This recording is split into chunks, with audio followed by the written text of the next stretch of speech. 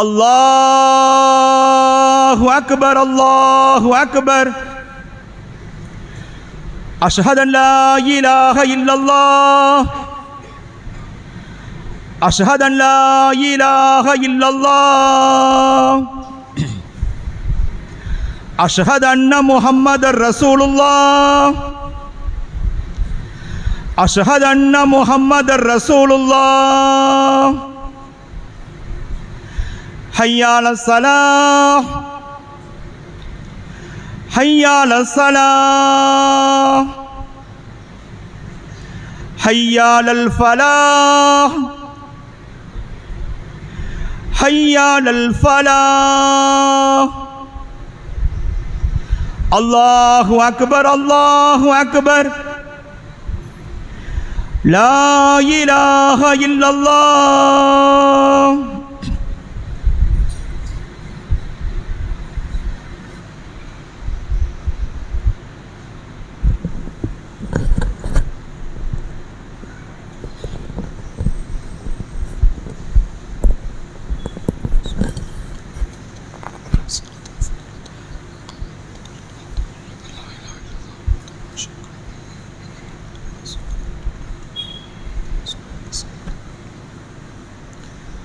innal hamdalillah nahmaduhu wa nasta'inuhu wa nastaghfiruhu wa na'udhu billahi min shururi anfusina wa min sayyiati a'malina may yahdihillahu fala mudilla lahu wa may yudlilhu fala hadiya lahu wa ashhadu an la ilaha illallah wa ashhadu anna muhammadan abduhu wa rasuluhu amma ba'd.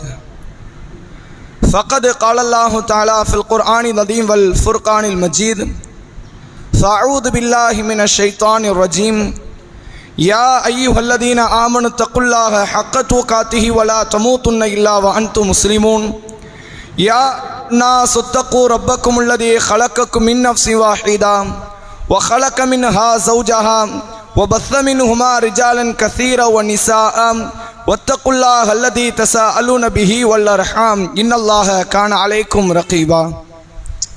يا أيها الذين آمنوا اتقوا الله وقولوا قولا سديدا يصلح لكم أعمالكم ويغفر لكم ذنوبكم ومن يطع الله ورسوله فقد فاز فوزا عظيما. பெருமதிப்பிற்கும் மரியாதைக்கும் உரிய எல்லாம் வல்ல அல்லாஹ்வின் நல்லடியார்களே, அல்லாஹுடைய பேரருளால் ரமலான் என்ற இறைவனால் அருள் நிரப்பப்பட்ட இந்த மாதத்தின் இறுதி ஜும்மாவிலே நாம் அனைவரும் அமர்ந்திருக்கிறோம்.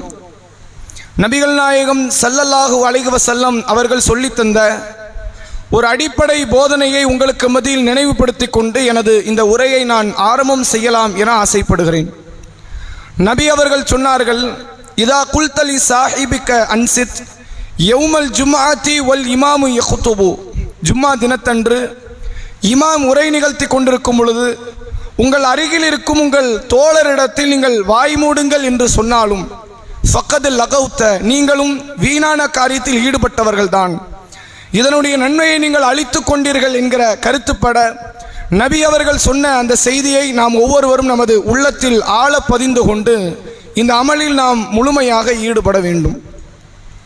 அன்பிற்குரிய சகோதர சகோதரிகளே, இறுதி வரை ஈமானுடன் என்ற தலைப்பின் கீழ் ஒரு சில மார்க்க நினைவூட்டுதல்களை உங்களுக்கு மத்தியில் எடுத்துரைக்கலாம் என நான் ஆசைப்படுகிறேன். இஸ்லாமிய மார்க்கம் இந்த உலக வாழ்க்கையில் எப்படி வாழ வேண்டும் என்கிற ஒரு பாடத்திட்டத்தை கற்றுத்தருகிறது. நீங்கள் செய்கிற வியாபாரங்களாக இருந்தாலும் சரி, நீங்கள் வாழ்கிற குடும்ப வாழ்க்கையாக இருந்தாலும் சரி, உங்களுடைய லாப நஷ்டங்கள், உங்களுடைய இன்ப துன்பங்கள் அனைத்திலும் இப்படித்தான் வாழ வேண்டும் என்ற ஒரு பாடத்தை, ஒரு படிப்பினையை அல்லாஹ் ரப்புல் ஆலமீன் தனது வேதத்தின் வாயிலாகவும் நபி அவர்களுடைய வாழ்க்கையின் வாயிலாகவும் நமக்கு சொல்லித் தருகிறான். அந்த பாடத்திட்டத்திற்கு அனைத்திற்கும் அடித்தளமாக இருக்கக்கூடியது இறைவன் சொன்ன காரியங்களை நாம் உளப்பூர்வமாக ஏற்று நம்பிக்கை கொள்ளக்கூடிய நிகழ்வில் தான் அடைந்திருக்கிறது. அதைத்தான் இஸ்லாமிய மார்க்கம் ஈமான் என்று சொல்கிறது. நம்முடைய வழிபாடுகளில் என்றைக்காவது ஒரு நாள் குறை வரலாம், வரத்தான் செய்யும். ஆனால் ஈமானில் என்றைக்குமே குறை வந்துவிடக்கூடாது. அப்படி மீறி குறை வந்து அந்த நிலையில் உங்களுக்கு ஒருவேளை மரணம் வந்து விட்டதென்றால் மறுமையினுடைய வெற்றியே பெரும் கேள்விக்குறியாக்கப்படும் என்ற அளவிற்கு மார்க்கம் சொல்கிறது. ஈமான் வேற இஸ்லாம் வேற என்பதை இன்றைக்கு முஸ்லிம் சமூகத்தில் நிறைய பேர் அறிந்து வைத்திருக்கவில்லை.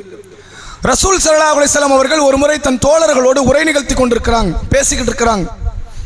வெளியூரில் இருந்து ஒரு பயணி ரசூல்லாவை சந்திக்க வராங்க. வெண்மையான ஆடை அணிந்திருக்கிறார். அவர் வெளியூருக்காரர் என்பதை எதை வைத்து சொல்லுகிறார்கள் என்றால், உள்ளூரில் அவர் பார்த்தது கிடையாது யாரும். அப்போ வெளியூருக்காரர்னா வரும்போது ஒரு பயணத்துக்கென்று ஒரு தோற்றம் இருக்கும், பரட்ட தலையும் இருக்கும், தலையில் எண்ணெய் தேய்க்கப்பட்டிருக்க கூடாது, இருக்காது, ஆடையெல்லாம் அழுக்காக இருக்கும். ஏனென்றால் ரசூலுல்லாஹ்வுடைய காலத்து பயணங்கள் அப்படி தான் இருக்கும். ஒரு டிராவலை முடிச்சுட்டு ஒருத்தர் வராருங்க, அழுக்கு படிந்த ஆடை வைத்து கண்டுபிடிப்பாங்க, நீங்கள் பயணத்தை முடிச்சுட்டு வரீங்களான்னு. அவர் வெளியூருக்காரர், ஆனால் பயணத்தினுடைய தோற்றம் எதுவுமே அவர்கிட்ட இல்லை.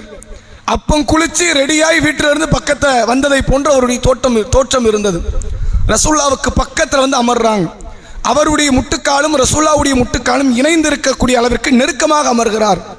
அமர்ந்து கொண்டு அவர் கேட்கிறார், ஃபஅக்பிர்னி அனில் ஈமான், முஹம்மது அவர்களே ஈமான் என்றால் என்ன என்று அவர் கேட்கிறார்.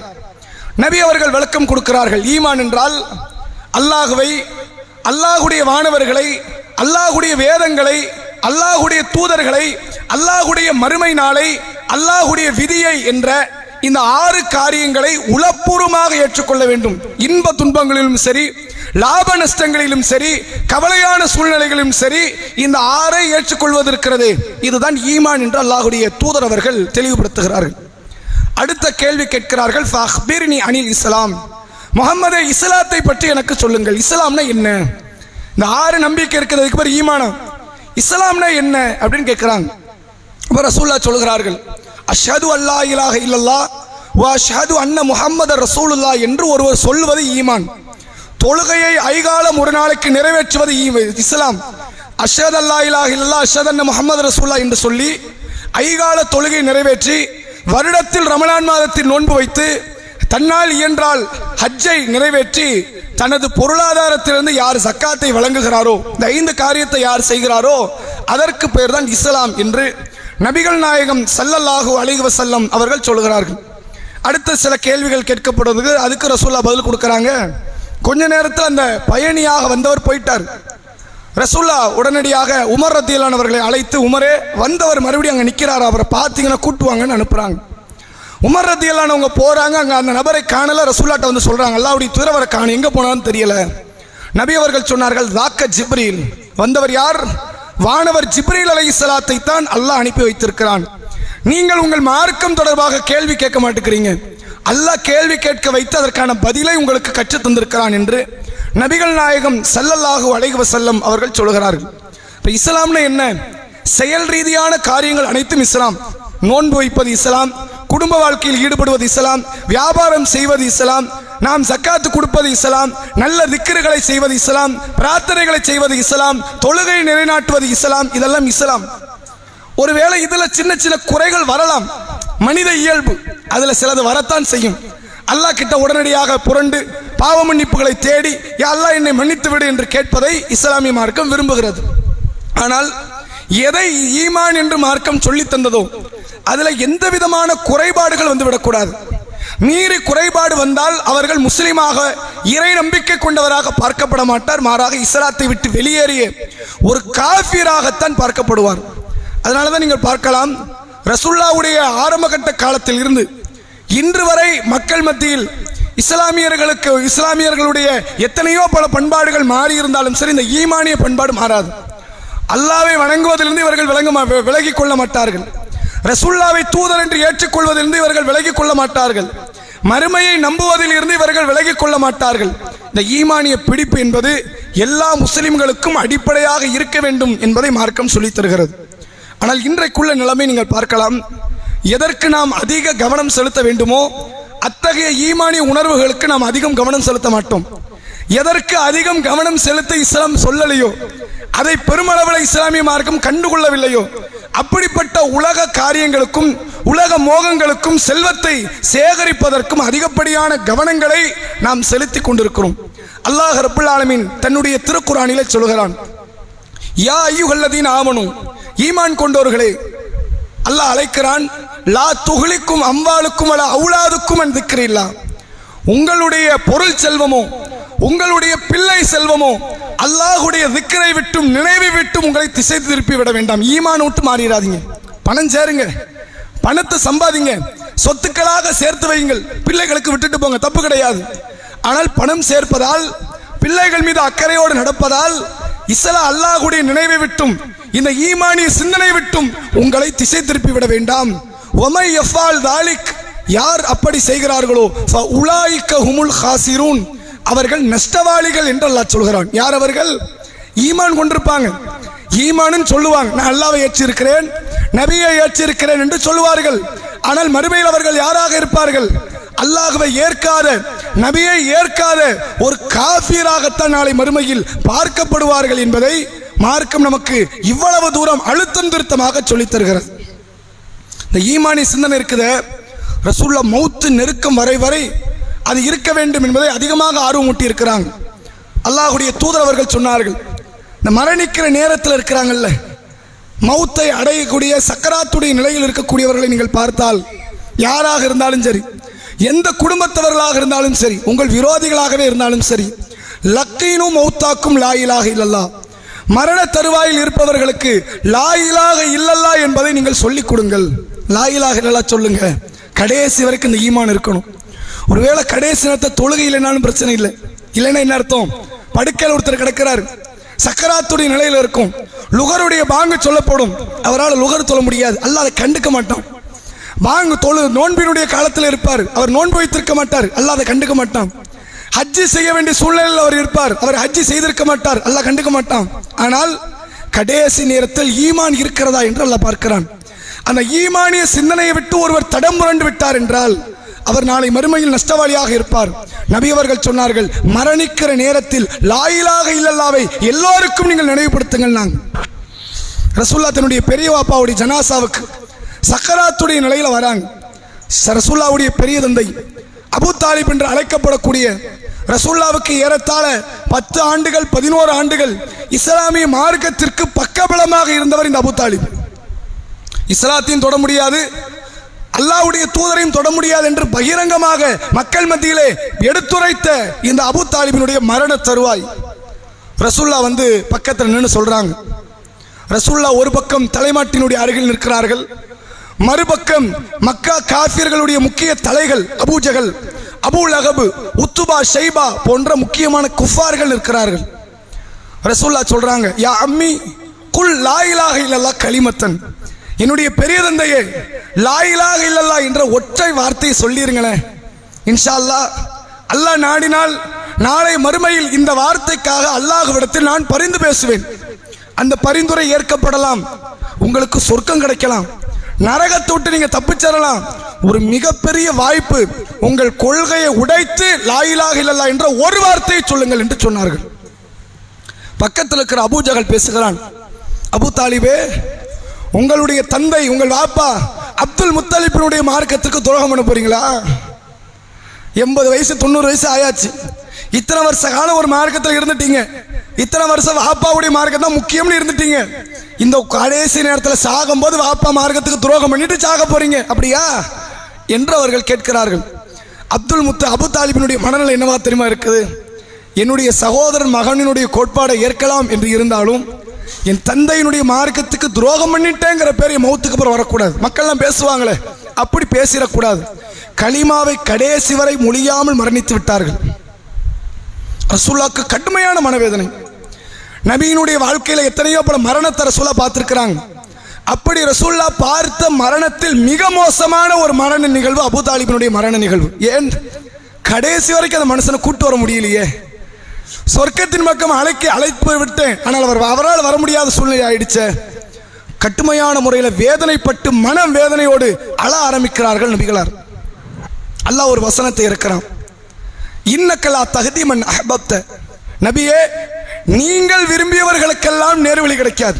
யார் ஈமானோட மௌத்தாகணும், யார் ஈமானுக்கு மாற்றமாக மௌத்தாக வேண்டும் என்பதை நபியை நீங்கள் முடிவு செய்ய முடியாது, அதை நாளில் முடிவு செய்யணும். இதே குஃபார்கள் கூட்டத்தில் இருந்து யாரை வேண்டுமானால் முஸ்லீம் ஆக்குவேன், இதே முஸ்லீம் கூட்டத்திலிருந்து யாரை வேண்டுமானால் குஃபார் ஆக்குவேன். அது என் கையில் இருக்கிறதே தவிர நபியே அது உங்கள் கையில் கிடையாதுங்கிறான். ரசூலுல்லாஹ்வுடைய காலத்தில் இஸ்லாத்தை ஆர்வத்தோடு ஏற்ற நபித்தோழர்கள் தெரியும். இஸ்லாத்தில் இருந்து வெளியேறிய முஸ்லிம்கள் தெரியுமா உங்களுக்கு? ரசூல்லா முன்னிலையில் வெளியேறினாங்க, ரசூல்லா பார்க்க வெளியேறினாங்க. எங்களுக்கு இஸ்லாம் வேண்டாம், நாங்கள் இஸ்லாத்தை ஏற்க மாட்டோம், இஸ்லாத்தில் இத்தனை நாள் இருந்து பட்ட அனுபவங்கள் போதும் என்று சொல்லி இஸ்லாத்தை விட்டு வெளியேற முஸ்லிம்கள் ரசூல்லா காலத்தில் உண்டு. மக்காவில் ரசூல்லா இருக்கிறாங்க.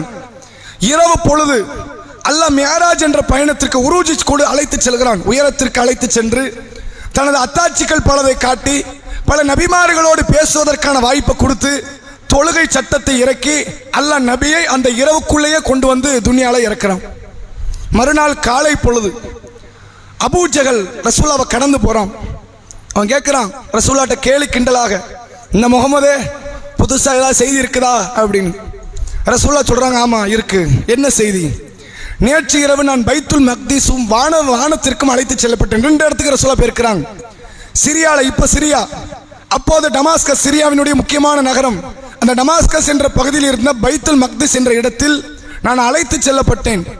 அழைத்து செல்லப்பட்டு மீண்டும் வானத்திற்கு அழைத்து செல்லப்பட்டேன். மீண்டும் இங்கு வந்திருக்கிறேங்கிறாங்க. அபூ ஜஹலுக்கு சரியான ஆச்சரியம், மனசுக்குள்ள ஒரு வகையான கேலி சிரிப்பு.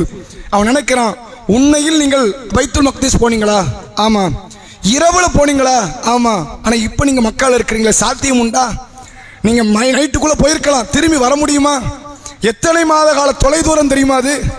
இன்னைக்கு நீங்க மக்கால இருக்கிறீங்க, ஞாபகம் இருக்குதா இல்லை இல்லையான்னு கேட்கிறான். ஆமா ஞாபகம் இருக்குது, ஆனால் நேற்று இரவு நான் பைத்துல் மக்திஸ் அழைத்து செல்லப்பட்டேன். நாங்க அபூ ஜஹல் சொல்றோம், நான் மக்களையெல்லாம் கூட்டு வந்து அந்த வார்த்தையை சொல்லுவீங்களான்னு கேட்கிறான்.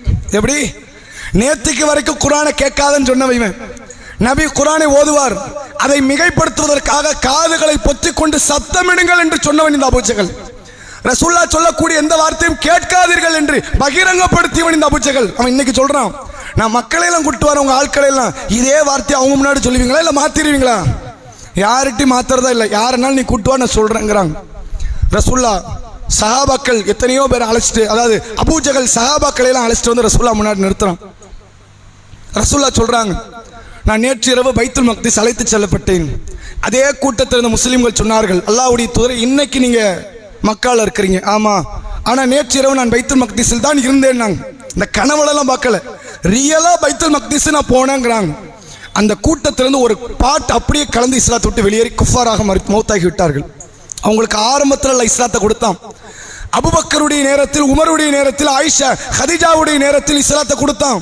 ஒரு கூட்டம் கலன்று இஸ்லாத்தை விட்டு வெளியேறி குஃபாராக மௌத்தாகி விட்டார்கள். ஈமான் கொள்வது அல்ல முக்கியம் அல்ல சகோதரர்களே, நான் ஈமான் கொண்டு விட்டேன் என்பது அல்ல முக்கியம், மௌத்து வரை ஈமானோடு இருக்கிறேனா என்பது முக்கியம். அந்த கூட்டத்தை அல்லாஹ் வழிகேட்டில் தள்ளி இதுதான் எனது முடிவு என்று அல்லாஹ் காட்டுகிறான். ரசூலுல்லாஹ்வுடைய மக்கா பயணம் மக்காவிலிருந்து முடிந்து மதீனாவுக்கு செல்கிறார்கள். மதீனாவுக்கு வந்த உடனே ரசூலுல்லாஹ்வுக்கும் சஹாபாக்களுக்கும் அல்லாஹ் ஒரு சட்டத்தை இறக்குறான். 13 வருஷம் எதை பார்த்து தொழுதீங்க? காபத்துல்லா பார்த்து தொழுதீங்களா? இனிமேல் காபத்துல்லா கிடையாது. மஸ்ஜித் அக்ஸா என்ற ஒரு பள்ளி இருக்கிறது சிரியாவில். அந்த பள்ளிவாசலை நோக்கி தான் தொழணும். ரெண்டுக்கு டிஃபரெண்ட் என்ன தெரியுமா? அப்படியே நேர் எதிர். ரசூலுல்லாஹ் மதீனாவில் இருக்கும் பொழுது தெற்கு திசையை நோக்கிய, அதாவது காபத்துல்லாவை நோக்கி தொழுதுகிட்டு இருந்தாங்க. உடனே அல்லாஹ் சட்டமாக்குறான், மதீனாவுக்குள்ள வந்த உடனே இனிமேல் எங்க திரும்பணும்? வடக்கு திசை, அப்படியே நேர் எதிரா. பள்ளிவாசலுடைய டைரக்ஷன்ல என்ன ஆகும்? மாறிடும். நேர் எதிராக திரும்பி இனிமேல் மஸ்ஜிதுல் அக்ஸாவை நோக்கித்தான் தொழ வேண்டும் என்று அல்லாஹ் சட்டமாக்குறான்.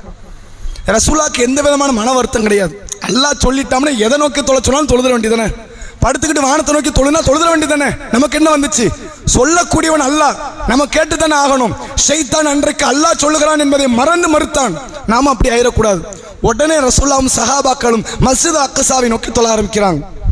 ரசூலுல்லாஹ்க்கு ஒரு சின்ன ஒரு ஆசை, இந்த இப்ராஹிம் அலைஹிஸ்ஸலாம் என் தந்தை, அவர் கட்டிய காபத்துல்லாவை நோக்கி தொழுதா நல்லா இருக்குமே. 18 மாதமாக அந்த ஆசையை ரசூலுல்லாஹ் மனசுக்குள்ள வச்சுக்கிட்டே இருக்கிறாங்க. அல்லாஹ்ட்ட அதை கேட்கல, ஏன்னா மார்க்க சட்டம்ல மாத்த சொல்லி ரப்பிட்ட கேட்க முடியாதுல்ல. அந்த ஆசையோட வந்துடாத, சட்டம் மாறிடாதா அப்படின்னு எதிர்பார்த்துக்கிட்டு எத்தனை மாசம்? 18 மாதங்கள் இருந்தார்கள்.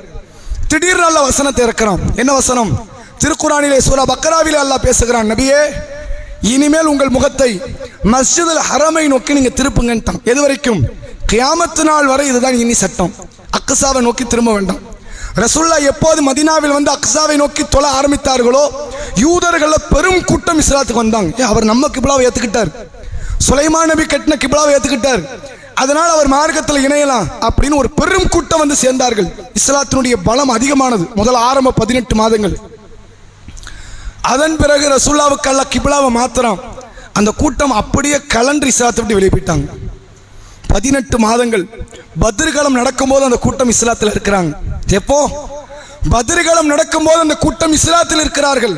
ஆனால் அவர்கள் இஸ்லாத்தை விட்டு வெளியேறி விடுகிறார்கள். எந்த காலத்தில் இஸ்லாத்தில் இருக்கிறோங்கிறது முக்கியம் இல்லை. நீங்கள் நபிகளாரோடு சேர்ந்து வாழ்ந்திருந்தாலும் சரி, நபியோடு நீங்கள் ஹிஜ்ரத் செய்திருந்தாலும் சரி, நபியோடு நீங்கள் ஜிஹாத் செய்திருந்தாலும் சரி, நபியோடு நீங்கள் ஹஜ் செய்திருந்தாலும் சரி, மரணிக்கிற நேரத்தில் நீங்கள் முஸ்லீம் இல்லை என்றால் நாளை மறுமையினுடைய முடிவு நிரந்தர நரகத்தில் மட்டும்தான் அமையும் என்பதை அல்லாஹ் திட்டவட்டமாக ஆக்குகிறான். ரசூலுல்லாஹ் காலத்து முஸ்லீம்களுக்கு எல்லாம் விதிவிலக்கு கொடுக்கலையே. உங்க காலத்தில் இஸ்லாத்தை ஏத்துக்கிட்டாங்க, ஒரு 10 வருஷ காலம் இஸ்லாமியனை வாழ்ந்துட்டாங்க, நான் சொர்க்கம் அனுப்பிடுறேன்னு அல்லாஹ் சொல்லலை. அல்லாஹுடைய தூதர் அவர்கள் சொன்னார்கள், மன்கான ஆஹிரு கலாமிஹி லா இலாஹ இல்லல்லாஹ் தஹலல் ஜன்னா. யாருடைய இறுதி வார்த்தை லா இலாஹ இல்லல்லாஹ் என்று அமைந்து விட்டதோ அவர் நாளை மறுமையில் கட்டாயம் சொர்க்கத்தை அடைவார்கள் ரசூலுல்லாஹ். நீங்கள் வேறு வேறு பாவங்கள் செய்திருந்தாலும் செய்யக்கூடாது. ஒரு இறையச்சவாதி செய்ய மாட்டான். ஒருவேளை செய்திருந்தால் கூட அல்லாஹ்வால் நீங்கள் மன்னிக்கப்படலாம் அல்லது தண்டிக்கப்பட்ட பிறகு நீங்கள் சொர்க்கம் செல்லலாம். ஆனால் நீங்கள் கண்டிப்பாக சொர்க்கம் நுழைவீர்கள். அதை யாரும் தடுக்க முடியாது. களிமாவோடு மௌத்தவங்க. களிமான்னு என்ன அர்த்தம்? வெறும் ஒரு வார்த்தையா? ஒரே ஒரு வேர்டு சொல்லிட்டால சொர்க்கம் கொடுப்பான் அப்படியா? கடைசி வரைக்கும் ஈமானிய சிந்தனை மாறக்கூடாது. அல்லாஹ் என்னை காப்பாற்றுவான், அல்லாஹ் இருக்கிறான், அல்லாஹ் மட்டும் தான் வணங்குவேன், அவன் மார்க்கத்தில் தான் நான் இருப்பேன் என்ற மனநிறைவோடு இருக்க வேண்டும் என்று மார்க்கம் சொல்கிறது. அல்லாஹ்வுடைய தூதர் அவர்கள் சொன்ன சஹீஹ் முஸ்லிமிலே பதிவு செய்யப்பட்டுள்ள நபிமொழி, ரதீது பில்லாஹி ரப்பன் வபி முஹம்மதின் ரசூலன் வபில் இஸ்லாமி தீனா. நான் அல்லாஹ்வை கடவுளாகவும் இஸ்லாத்தை மார்க்கமாகவும் முஹம்மது அவர்களை தூதராகவும் ஏற்றுக்கொண்டேன் என்று சொன்னவர் அவர் ஈமானினுடைய சுவையை உணர்ந்து விட்டார். நாங்கள் ரசூலுல்லாஹ். இதுதான் ஈமானுடைய அடித்தளம். எவ்வளோ பிரச்சனைகள் வரட்டும் ஈமானுக்கு எதிராக நடக்க மாட்டேன். எவ்வளோ சந்தோஷத்தில் எல்லாம் வைக்கட்டும் ஈமானுக்கு எதிராக வைக்க வரமாட்டேன். எவ்வளோ பெரிய அளவில் எனக்கு விலை பேசப்படட்டும் ஈமானுக்கு எதிராக வரமாட்டேன். வேற வேற விஷயத்துக்கு விலை பேசு, என் வீட்டுக்கு விலை பேசு, என்னுடைய பொருளாதாரத்துக்கு விலை பேசு, எனது வியாபாரத்திற்கு விலை பேசு, என் உயிருக்கு கூட விலை பேசு, ஆனால் ஈமானுக்கெல்லாம் விலை பேசாது. அதை நான் தருவதாகவும் இல்லை. இந்த மனநிலையில முஸ்லிம்கள் வாழ வேண்டும் என்று இஸ்லாம் சொல்லுகிறது. மரண தருவாயில் அந்த களிமாவை ஏற்றுக்கிற பண்பாடை பாருங்க. அல்லாஹ் நினைத்தால் யாருக்கு வேண்டுமானால் ஈமானம் கொடுப்பான். ரசூலுல்லாஹ்விடத்தில் பணிவிடை செய்த ஒரு யூத சிறுவர், ரசூல் ஸல்லல்லாஹு அலைஹி வஸல்லம் அவர்கள் மாற்று மதத்தவர்களை எல்லாம் கடுமையாக தாக்கினார்கள், ஆயுதங்களை கொண்டு அழித்தார்கள் என்றெல்லாம் பேசுவாங்களே, அதெல்லாம் அப்பட்டமான பொய்ங்கிறதுக்கு ஒரு ஆதாரம் இந்த யூத சிறுவர். ரசூலுல்லாஹ்க்கு பணிவிடை செய்கிறார், வேலைக்கு வந்து நிற்கிறார், சில பல எடுபடி வேலைகளை எல்லாம் செய்கிறார். அவர் மட்டும் செய்யல, முஸ்லிம் சிறுவரான அனஸ் பின் மாலிக்கும் செய்கிறார். அந்த சிறுவர் ரசூலுல்லாஹ்வுடைய நடவடிக்கையெல்லாம் பார்க்கிறார். இஸ்லாத்தில் இருந்தால் நல்லா இருக்குமே, நம்ம முதலாளிக்கு நம்ம முழுமையாக கட்டுப்பட்டால் நல்லா இருக்குமே அவருக்கு ஒரு ஆசை. அதை வெளிப்படுத்தலை. அவர் மௌத்து நேரத்தில் இருக்கிறார். ஒரு நோய்வாய்ப்பட்டு அந்த சிறுவர் மரண தருவாயில் இருக்கிறார். ரசூலுல்லாஹ் நோய் நலம் விசாரிக்க போறாங்க. காஃபிர்களாக இருந்தாலும் சரி, ரசூலுல்லாஹ்க்கு தெரிந்தவராக இருந்தாலும் நோய் நலம் விசாரிக்க போவாங்க. அப்படி போறாங்க. அந்த சிறுவரை பார்த்துட்டு ரசூலுல்லாஹ் புரிஞ்சுக்கிறாங்க, இன்னும் கொஞ்ச நேரம் தான், இயல்பு, அதுக்கு மாற்றமா அவங்க இருக்க மாட்டாங்கன்னு தெரிந்து கொண்டு நபி அவர்கள் சொன்னார்கள், அஸ்லிம், நீ இஸ்லாத்தை ஏத்துக்கங்கிறாங்க. அப்ப அந்த சிறுவருக்கு ஒரு ஆசை, இஸ்லாத்தை ஏத்துக்க ஆசை தான், எங்க வாப்பா என்ன சொல்லுவாருன்னு தெரியலையே அப்படிங்கிற ஏக்கத்தோடு தன் தந்தையை திரும்பி பார்க்கிறார். வாப்பா யூதர், யூத மதத்தையே ஊறி போனவர். அவர் சொல்லுகிறார், அத்தகல் அபுல் காசிம், அபுல் காசிமுக்கு நீ விரும்பினா கட்டுப்பட்டுக்க, நான் உன்னை ஒன்றும் தடுக்க மாட்டேங்கிறார். இத்தனை வருஷமா என் பிள்ளை உங்க வீட்டில் தான் இருந்துச்சு, உங்களுக்கு தான் பணிவிட செஞ்சது. நீங்க நினைச்ச என்னைக்கும் என் பிள்ளை நீங்க மதம் மாத்தி இருக்கலாம், நீங்க மாத்தல. இன்னைக்கு வந்து மரண நேரத்தில் நீங்க சொல்றீங்க அப்படின்னா நீங்கள் உண்மையில் இஸ்லாத்தை ஒரு வேடிக்கைக்காக பரப்பல, கூட்டம் சேர்க்க பரப்பல, ஏதோ ஒரு கொள்கையின் அடிப்படையில் பரப்புறீங்க. நீங்கள் விரும்பினால் என் பிள்ளையை நீங்கள் இஸ்லாத்தின் பக்கம் இணைத்துக் கொள்ளலாம். என் மகனே அபுல் காசிமுக்கு நீ கட்டுப்படுங்கிறார். கலிமாவை சொன்ன உடனே மரணிக்கிறார். அல்லாஹ்வுடைய தூதர் அவர்கள் சொன்னார்கள், இறைவா, நரகத்தில் இருந்து இந்த சிறுவனை பாதுகாத்த உனக்கே புகழ் அனைத்தும் என்று சொல்லி சிரித்த நிலையில் வீட்டை விட்டு வெளியேறினார்கள் என்ற நிலையை பார்க்க முடிகிறது. எதுல வெற்றி இருக்கு? மரணிக்கிற நேரத்தில் நாம் ஈமான் கொண்டவனாக இருக்கணும். அதற்கு மாற்றமான நிலையில் மரணம் வந்துவிடக்கூடாது. அல்லாஹ் தன் திருக்குரானிலே சொல்கிறான், அதைத்தான் ஆரம்பமாக உங்களுக்கு நினைவுபடுத்திய வசனம், யா அய்யுஹல்லதீன ஆமனு இத்தகுல்லா, ஈமான் கொண்டவர்களே அல்லாஹ்வை நீங்கள் அஞ்சிக் கொள்ளுங்கள், ஹக்கத்து காத்திஹி, அஞ்ச வேண்டிய முறைப்படி அஞ்சிக் கொள்ளுங்கள், வலா தமூத்துன்ன இல்லா வஅன்தும் முஸ்லிமூன், முஸ்லிம்களாகவே அன்று நீங்க மௌத்தாயிராதீங்க. மௌத்து நேரத்தில் எப்படி இருக்கணும்? அல்லாஹ்வுக்கு கட்டுப்பட்டவனா இருக்கணும், அல்லாஹ்வுக்கு பயந்தவனா இருக்கணும், அல்லாஹ்வை ஏற்றுக்கொண்டவனாக இருக்கணும். அப்படி ஒரு மரணத்தை தவிர நீ செத்துறாத. நீ செத்த அதோட கதை முடிஞ்சிருச்சு. இறைவன் சொல்லுகிறான், நபி இப்ராஹிம் அலைஹிஸ்ஸலாம், யாக்கூப் அலைஹிஸ்ஸலாம் தன் பிள்ளைகளை அழைத்து சொன்ன அறிவுரை அல்லாஹ் சொல்கிறான், யா பனி இன்னல்லாஹ் இஸ்தஃபா லக்குமுத்தீன், என் பிள்ளைகளே அல்லாஹ் உங்களுக்கு இந்த மார்க்கத்தை தேர்வு செய்திருக்கிறான். ஃபலா தமூத்துன்ன இல்லா வ அன்தும் முஸ்லிமூன், முஸ்லிம்களாகவே அன்றி நீங்கள் மௌத்தாகி விடாதீர்கள் அல்லாஹ் பேசுகிறான். இப்ராஹிம் நபி யாருக்கு சொன்னது? குஃபாருக்கு சொன்னாங்களா? கடைக்குடியில் இருக்கிற முஸ்லிமுக்கு சொன்னாங்களா? தனது பிள்ளைகள் இன்னொரு ஏகத்துவத்தினுடைய இறை தூதர்கள் இஸ்மாயிலுக்கும் இஸ்ஹாக்குக்கும் சொல்கிறார்கள், முஸ்லிமா மௌத்தாகு. மௌத்து நேரத்தை நீ மாற்றி அமைச்சிடாத. நீ எப்படி இருக்கிற ஆரம்பகட்ட காலத்தில் அல்லாத பார்க்கவே மாட்டான். 40 ஆண்டு கால தொழுகை அல்லாஹ் கண்டுக்க மாட்டான். 40 ஆண்டு கால நோன்பு அல்லாஹ் பார்க்க மாட்டான். 40 ஆண்டு காலமும் நீங்கள் ஹஜ் செய்திருந்தாலும் சரி அல்லாஹ் பார்க்க மாட்டான். உங்கள் சொத்துக்களையே அல்லாஹ்வுடைய பாதையில் நீங்கள் தான தர்மங்கள் செய்திருந்தாலும் சரி அல்லாஹ் அதை கண்டுகொள்ளவே மாட்டான். கடைசி நேரத்தில் நீ எப்படி இருந்தங்கிறது தான் அல்லாஹ்வுக்கான முக்கியமான பாயிண்ட். ரசூலுல்லாஹ்வுடைய காலத்தில் ஒரு நபர், ஒரு முஸ்லிமானவர் ஒரு போர்க்களத்தில் ஈடுபடுறார். எந்த அளவிற்கு போர்க்களத்தில் ஈடுபடுகிறார்? சஹாபாக்கள் எல்லாம் பயந்து விலகுகிறார்கள். இவர் எதிரிகளுடைய வாள்களுக்கு மத்தியில் நின்று சண்டையிடுகிறார். வீரதீரமான சண்டை. தப்பி தவறி கொஞ்சம் மிஸ் ஆன ஒரு மௌத்து. மௌத்துனா எப்படிப்பட்ட மௌத்து? அல்லாஹ்வுடைய பாதையில் ஷஹீத் என்கிற அந்தஸ்து, உடனடி சொர்க்கம்.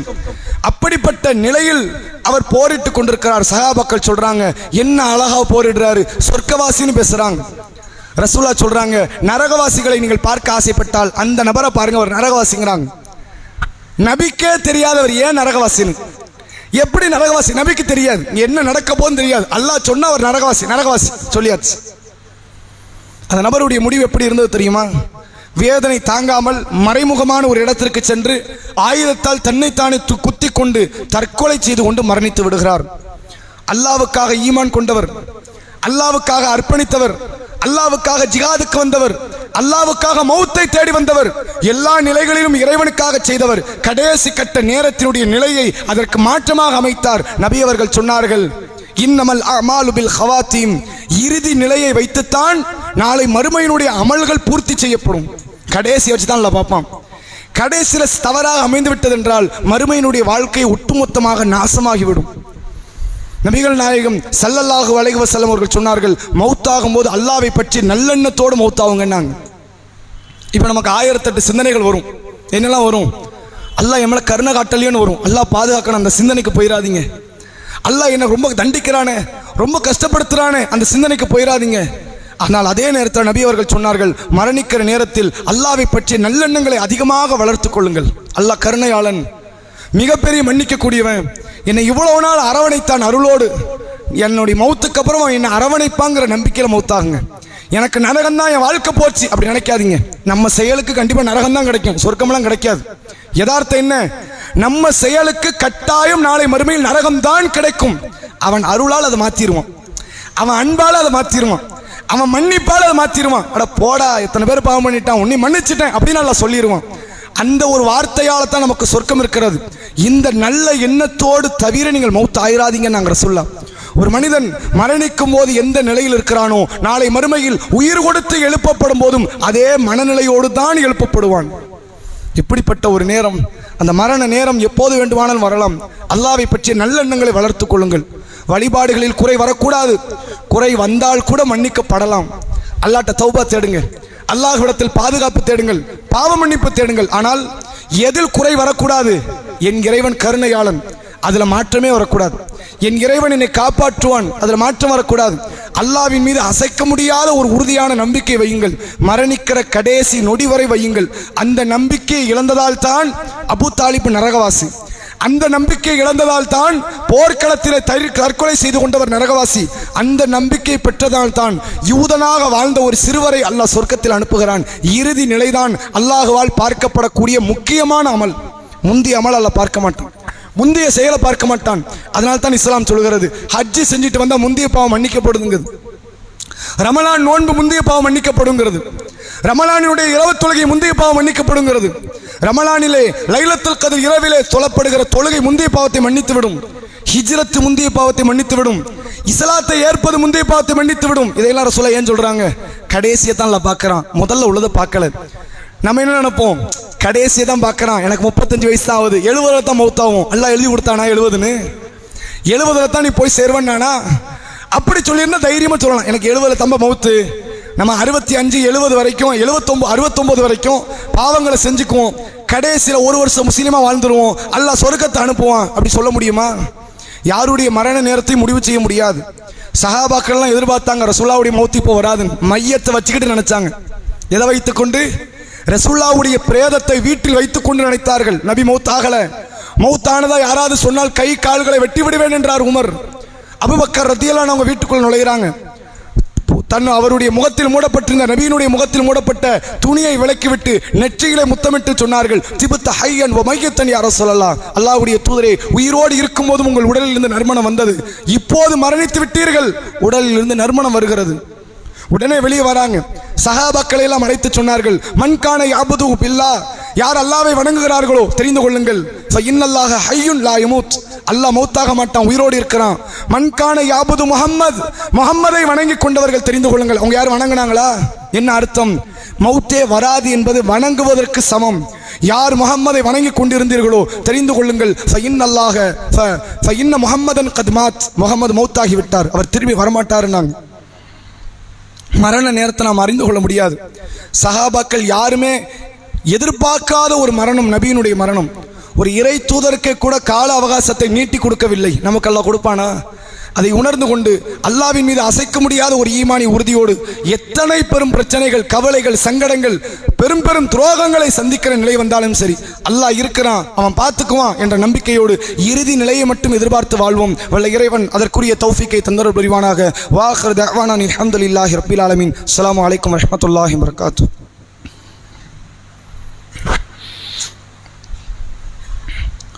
நஹ்மதுஹு வ நுஸல்லி அலா ரசூலின் கரீம். அம்மா பாத். கண்ணியத்திற்குரிய எல்லாம் வல்ல அல்லாஹ்வின் நல்லடியார்களே, கடந்த சில மாதங்களுக்கு முன்பாக மத்தியில் ஆட்சி செய்யக்கூடியவர்கள் இந்த CAA அப்படிங்கிற காரியத்தை கொண்டு வருவோம் என்பதை மீண்டும் மீண்டும் ஒரு சில வார்த்தைகளை சொல்லி நாங்கள் கொண்டு வந்துட்டோம், அமல்படுத்திட்டோம் அப்படிங்கிற மாதிரி வார்த்தைகளை பயன்படுத்தியதை நீங்கள் பார்த்துருக்கலாம். இதெல்லாம் CAA கொண்டு வர முடியாது என்பது அவங்களுக்கும் தெரியும்.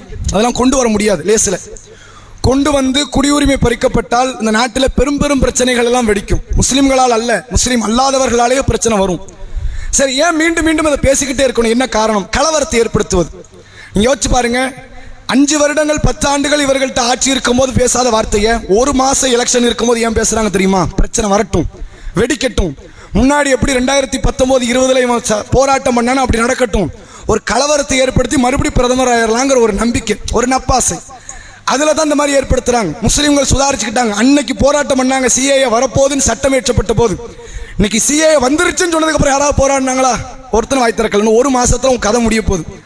அல்லாஹ் உன்னை வீட்டில் உட்கார வைக்க போறான். வேறொரு ஆட்சியாளர் வரப்போறாரு. அல்லாஹ் அதற்கான சூழ்நிலைகளை அமைத்து தருவான். அந்த நம்பிக்கையில முஸ்லீம்கள் யாருமே அடுத்த கட்ட போராட்டத்தின் பக்கம் ஈடுபடலை. அல்லாஹ் கண்டிப்பாக மாற்றத்தை தருவான். அந்த நம்பிக்கையோடு அல்லாஹ்விடத்துல பிரார்த்தனை செய்வோம். ஒருவேளை மீண்டும் இவர்கள் ஆட்சிக்கு வந்தால் எந்த விதமான கவலையும் கிடையாது. ஃபிரௌன் என்ற கொடியவனை அல்லாஹ் 100 ஆண்டுகள் ஆட்சியில் உட்கார வச்சான். 100 ஆண்டுகள் கடுமையான முறையில் அவனுடைய ஆட்சி காலம் பெரிதாக வளர்ந்திருந்தது. ஏன் தெரியுமா? மூசா அலைஹிஸ்ஸலாம் பிறக்கும் போது ஆண் பிள்ளைகளை கொண்டுகிட்டு இருந்தவன். மூசா நபி இறை தூதராக ஆக்கப்படுகிற வரை ஆண் பிள்ளைகளை கொண்டுகிட்டு தான் இருந்தான். நிறுத்தப்பட்டதா? ஒரு ஆண்டுகள்ல ஒரு கலகம் உடையாது, ஒரு ஆண்டுகள்ல ஒரு விதமான கெட்ட நிகழ்வு உடையாது. அல்லாஹ் ஒரு புரட்சியை ஏற்படுத்த வேண்டும் என்றால் அந்த தீமையான நிகழ்வை செய்யக்கூடியவனுடைய ஆயுள் காலத்தையும் தீமையும் அல்லாஹ் அதிகப்படுத்தி கொடுப்பான். அப்படித்தான் ஆட்சியாளர்களுடைய அந்த வரம்பு மீறுதலை அல்லாஹ் அதிகப்படுத்தினான். ஃபிரௌனுடைய முடிவை அல்லாஹ் மோசமானதாக அல்லாஹ் ஆக்கினான். அதனால எந்த விதமான கவலையும் கிடையாது. மீண்டும் ஆட்சிக்கு வந்தாலும் சரி, வரலைனாலும் சரி, முஸ்லிம்களுடைய ஈமானுக்கோ இஸ்லாத்திற்கோ முஸ்லிம்களுடைய வாழ்க்கை முறைக்கோ எந்த விதமான பாதிப்பையும் யாராலும் ஏற்படுத்த முடியாது. ஒருவேளை CAA வந்துருச்சுன்னா அவங்கள்ட்ட நீதிபதி உண்டு, அவங்கள்ட்ட ஹைகோர்ட் இருக்கு, அவங்கள்ட்ட சுப்ரீம் கோர்ட் இருக்கு, அவங்கள்ட்ட ராணுவம் இருக்கு, அவங்கள்ட்ட காவல்துறை அதிகாரிகள் இருக்கிறார்கள், அவர்கள்ட்ட தான் ED இருக்கு, அவங்கள்ட்ட தான் இன்கம் டாக்ஸ் இருக்கு, எல்லாமே அவங்கள்ட்ட இருக்கு. அல்லாஹ் நம்ம கூட இருக்கிறான், எல்லாமே அவங்கள்ட்ட இருக்கு. மூசாவிடத்தில் கடலோரத்தில் இருக்கும் பொழுது சொன்ன வார்த்தை ஒன்றே ஒன்று தான், கல்லாய் இன்னல்லா இன்ன மஅய்ய ரப்பி சயஹதீன். கவலையே படாதீங்க, அல்லாஹ் என் கூட இருக்கிறான். ஃபிரௌன்ட்ட எவ்வளோ படைபலம் இருக்கட்டும், ஆள் பலம் இருக்கட்டும், பொருளாதாரம் இருக்கட்டும், அல்லாஹ் என்னோடு இருக்கிறான். இந்த நம்பிக்கை தான் மூசாவையும் அவர்களை நம்பிக்கை கொண்டு அந்த கூட்டத்தையும் காப்பாற்றியது. நன்றாக புரிந்து கொள்ளுங்கள். மூசா அழைச்சிட்டு போன கூட்டம் கடலை கடந்தோன்னு ஷிர்க் வைத்தார்கள், காளை கன்றை வணங்கினார்கள். அல்லாவை நம்பிய ஒரே காரணத்திற்காக அந்த கூட்டத்தை அல்லாஹ் கடல் கடந்து கடக்க வைத்தான். அல்லாஹ்வின் மீது அசைக்க முடியாத நம்பிக்கையோடு வாழ்ந்தால் எத்தனை பெரும் சோதனைகள் வந்தாலும் சரி அதை கடந்து அல்லாஹ் ஒரு நிம்மதி பெருமூச்சை அடைய வைப்பான். பாலஸ்தீன மக்கள் ஏறத்தாழ 70 ஆண்டுகளுக்கு மேல் ரத்தம் சிந்தி கொண்டிருக்கிறார்கள். 2 நாள்ல பெருநாள் வரப்போகுது, அவன் கொண்டாட மாட்டானா? நல்ல சிரித்த முகத்தோடு கொண்டாடத்தான் செய்வார்கள். ஏன்? துன்யா உணர்ந்துட்டாங்க. எவ்வளவு கஷ்டம் வந்தாலும் நாளைக்கு அல்லாஹ் சிரிக்க வைப்பான். இன்னைக்கு அள வைப்பான், நாளைக்கு சிரிக்க வைப்பான். சிரிப்பு நிரந்தரம் கிடையாது, மறுநாள் அல்லாஹ் அள வைப்பான். இது இந்த உலகத்தின் யதார்த்தம். மௌத்துக்கு அப்புறம் தான் நமக்கு நிம்மதியான வாழ்க்கை இருக்கிறது என்பதை உணர்ந்தவர்கள் பாலஸ்தீனர்கள். அந்த பாலஸ்தீன மக்களிடத்திலிருந்து பாடத்தை பெறுவோம். எவ்வளவு வரட்டும், என்ன சித்திரவதை நடக்கட்டும், எதுல இருந்து தவந்துடக்கூடாது. இஸ்லாத்துல இருந்து வெளியே போக மாட்டேன், ஈமான விட்டு மாறிட மாட்டேன். நீ என்ன பண்ணிடுவ? பொருளாதாரத்தை எடுப்பியா எடுத்துக்க, பிள்ளைங்க கல்வியை எடுப்பியா எடுத்துக்க, எங்கள் உடமையை எடுப்பியா எடுத்துக்க, நிலத்தை எடுப்பியா எடுத்துக்க, மிஞ்சி மிஞ்சி போன என்ன செய்வ? உயிரை எடுத்துக்க. இஸ்லாத்தை விட்டோ ஈமானை விட்டோ நாங்கள் தடம்புரள மாட்டோம் என்பதில் தெளிவான முறையில் ஒரு நம்பிக்கையோடு வாழ்ந்து மரணிப்போம். ஒரு சில அறிவிப்புகள். நம்முடைய பள்ளி கட்டுமானம் இன்னும் விரைவாக முடிக்கப்பட வேண்டிய சூழ்நிலையில் இருக்குது. ஜும்மாவில் வரக்கூடிய ஆண்களே ரொம்ப நெருக்கடியில் தான் இருக்கிறாங்க. அதை உணர்ந்து இந்த கட்டுமானத்தை விரைவாக முடிப்பதற்கு பெருமளவில் பொருளாதாரம் தேவைப்படுகிறது. அல்லாஹ்வுடைய பாதையில் இந்த பள்ளிவாசலுக்காக இந்த நிர்வாக செலவிற்கும் இதனுடைய பள்ளி கட்டுமானத்திற்கும் அதிகமான பொருளாதாரத்தை தாருங்கள். ஒரு மாதத்திற்கு 50,000 70,000 வரை நம்முடைய பள்ளியில் செலவினங்கள் இருக்கிறது. அவ்வளோ பெரிய செலவினங்களுக்கு மத்தியில் தான் மார்க்க பணிகளையும் சமுதாய பணிகளையும் நாம் செய்து கொண்டிருக்கிறோம். அன்னசிகா என்ற பெண்கள் மதரசாவையும் நாம் நடத்தி கொண்டிருக்கிறோம். இதை உணர்ந்து உங்களுடைய பொருளாதாரத்தை இந்த வகைக்கு அதிகமாக தந்து உதவுங்கள். ஃபித்ரா என்ற தொகை ஒரு நபருக்கு 150 ரூபாய் என்பதை நிர்ணயம் செய்திருக்கிறோம். இன்ஷா அல்லாஹ் வரக்கூடிய செவ்வாய்க்கிழமை மகரிப் நேரத்தில் பிறை தேடப்பட வேண்டிய நாள். ஷவ்வாலுடைய மாதத்தில் பிறை தேடப்பட வேண்டிய அந்த முதல் பிறைக்கான நாள் இருப்பதற்கு வாய்ப்பு இருக்கிறது. பிறை தென்பட்டால் புதன்கிழமை பெருநாள் தினம், பிறை தென்படாவிட்டால் வியாழக்கிழமை பெருநாள் தினம். இந்த பெருநாள் தினம் வந்து என்னன்னா, ஒருவேளை கடற்கரையாக இருக்கலாம், வேறொரு சாரார் அந்த கடற்கரை தொழ வேண்டிய சூழ்நிலை வந்தால் குட்டியப்பா பள்ளிவாசலுக்கு முன்பு இருக்கக்கூடிய அந்த திடல் நமக்கான பெருநாள் திடல் என்பதை நினைவுபடுத்துகிறோம். சரியாக 7:30 மணி அளவில் பெருநாள் தொழுகை ஆரம்பிக்கப்படும், தாமதப்படுத்தப்படாது. ஒரு 500 பேர் 600 பேர் வந்திருப்பாங்க, ஒரு 100 பேருக்காக அவர்களை தாமதப்படுத்துவது என்பது அது ஒரு வகை அநியாயம் தான். அதனால் தாமதப்படுத்தப்படாது. சரியாக 7:30 மணி அளவில் தக்பீர் கட்டப்படும், சஃப்புகள் வகுத்தப்பட்டு தக்பீர் கட்டப்படும். நினைவுபடுத்துகிறோம். ஒளி செய்து விட்டு வந்துருங்க. முசல்லாவை எடுத்துக்கொண்டு வாருங்க. நம்மகிட்ட தார்ப்பாய் இருந்தாலும் பற்றாக்குறை ஏற்பட வாய்ப்பு இருக்கிறது என்பதை நினைவுபடுத்திக் கொண்டு எனது உரையை நிறைவு செய்கிறேன். வாஹிரு தஅவானா அல்ஹம்துலில்லாஹி ரப்பில் ஆலமீன். அஸ்ஸலாமு அலைக்கும் வரஹ்மத்துல்லாஹி வபரகாத்துஹு.